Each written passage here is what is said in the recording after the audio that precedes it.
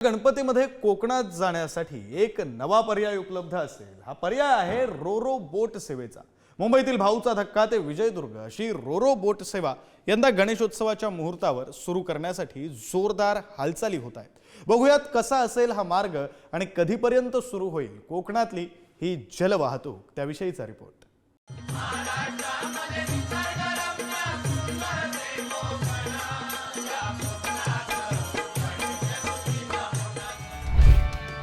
गणेशोत्सव जवळ आला की मुंबई आणि आसपासच्या महानगरातून कोकणात जाणाऱ्या चाकरमान्यांची लगबग सुरू होते। पण कोकण गाठण्यासाठीच्या अडचणी अद्याप कायम आहेत। एकीकडे रेल्वेचं तिकीट मिळणं कठीण असतं, दुसरीकडे खड्डेमय मुंबई गोवा महामार्ग कटकटीचा ठरतो। अशात यंदा जलमार्गाचा नवा पर्याय उपलब्ध होतोय। हा पर्याय आहे रोरो बोट सेवेचा, जी बोट मुंबईकरांना थेट सिंधुदुर्गात नेईल। भाऊचा धक्का ते विजयदुर्ग अशी रोरो बोट सेवा असेल।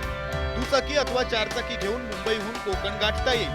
भाऊचा धक्का ते विजयदुर्ग बंदर हे अंतर 150 नॉटिकल मैल इतकं आहे। या बोटीचा वेग 30 नॉटिकल असेल। 600 प्रवासी या बोटीमधून प्रवास करू शकतील, तर 150 गाड्या बोटीतून एका वेळी नेता येतील।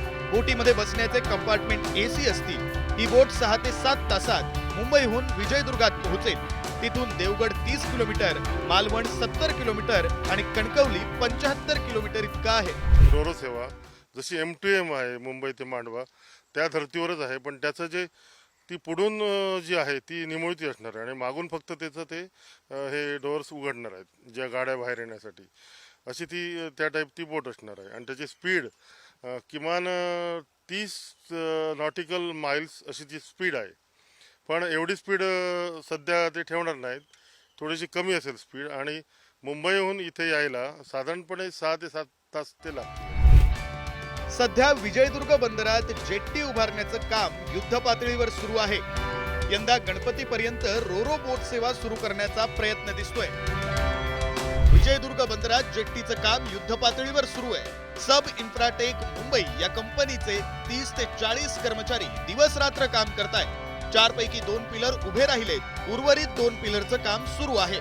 15 ऑगस्ट पर्यंत बंदरावरील बहुतांश बांधकाम पूर्ण होण्याची अपेक्षा आहे। 15 ते 20 ऑगस्ट पर्यंत मुंबईहून येणाऱ्या रोरो बोटीची पहिली चाचणी होईल।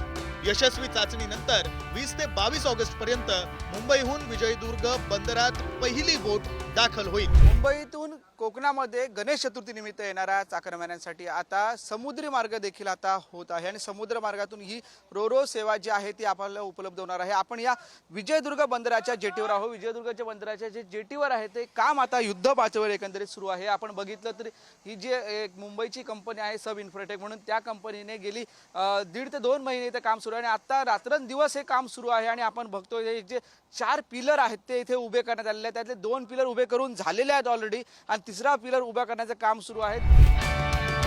या रोरो बोट सेवेसाठी किती शुल्क आकारलं जाणार याबाबतची उत्सुकता अद्यापही कायम आहे। प्रशासनानं त्याबाबतची कुठलीही अधिकृत घोषणा केलेली नाही। मात्र हे शुल्क 1000 ते 3500 पर्यंत असू शकतं, तर गाड्यांसाठी ड्रायव्हरसह 5000 पर्यंत भाडं आकारणी केली जाऊ शकते। आता प्रतीक्षा आहे ती सेवा प्रत्यक्षात सुरू होण्याची, कारण तब्बल 32 वर्षांनी पुन्हा एकदा जलवाहतूक सुरू होतीये।